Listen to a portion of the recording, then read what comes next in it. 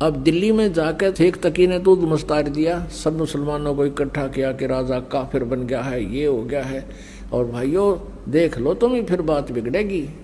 तो मुसलमान कहने लगे पीर जी फिर क्या इलाज हो?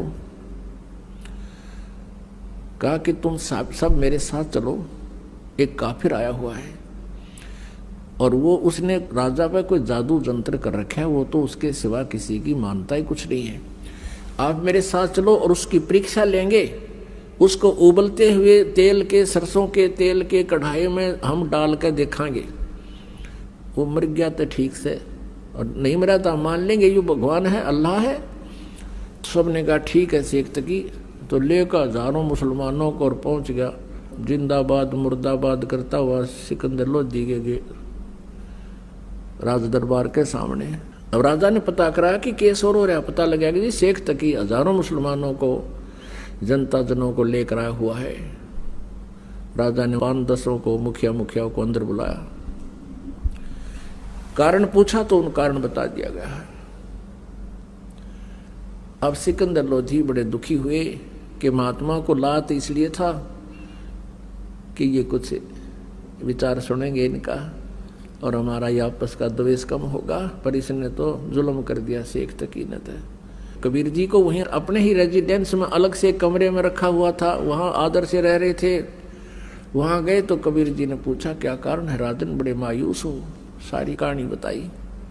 सिकंदर लोधी को शेख तकी ने बताया था कि हम इसकी परीक्षा लेंगे और हम ऐसे ऐसे उबलते हुए सरसों के तेल के कढ़ाई में डालकर इसको देखेंगे, ये जीवित रहेगा तो हम भगवान मान लेंगे। अब कबीर जी ने कहा कि एक काम करो, इसको कह दो अपना कर ले काम जो करना चाहता है। और सिकंदर लोधी आज्ञा लेकर शेख तकी से कह दिया कि कर लो तुमने जो करना है। अब सिकंदर लोधी को विश्वास था कि ये कुछ नहीं बिगाड़ पाएंगे।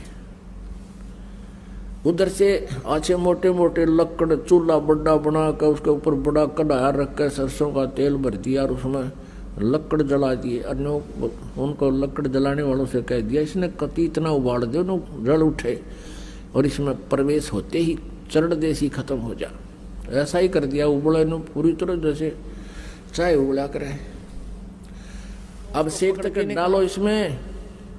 परमेश्वर उठकर आगे खड़े हो गए कढ़ाई के पास और कहा आप इतना कष्ट ना कीजिए शेख तकी जी, मैं अपने आप प्रवेश कर जाता हूँ। परमात्मा एकदम उसमें प्रवेश कर गए और बैठ गया आराम से।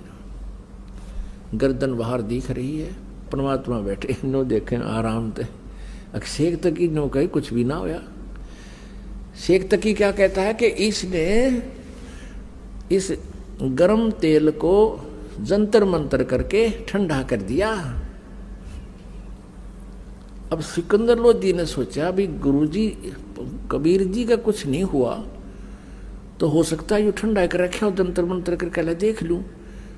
तो कहने लगा सिकंदर लोधी के मैं चेक करता हूं। परमात्मा बोले राजा इसमें हाथ मत दिए कि दे नकम्मे के कहने ते तू इसमें हाथ दे दे, तेरी उंगली नहीं पाऊंगी, इतना गर्म है यो। सिकंदर लोधी फिर भी नहीं माना कि कबीर जी बैठे मेरी उंगलियां के बिजली पड़ेगी। आगे नो करते करते उसने 2 उंगली अंदर डाल दी। जितनी उंगली तेल में गई थी डूबी थी उतनी कट के अलग होगी, इतनी पीड़ा होगी। सिकंदर लोधी बेहोश हो गए। तब परमेश्वर उस कढ़ाई तो बाहर आए, यूं मार दिया राजा नकम्या ने।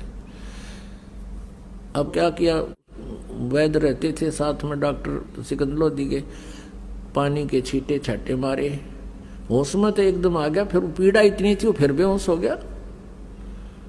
अब परमात्मा ने वो उंगली पकड़ के पूरी कर दी। वह उंगली कटी हुई भी ना रही और पीड़ा फिर रहनी कहाँ थी। फिर सिकंदर लोधी उठ गया।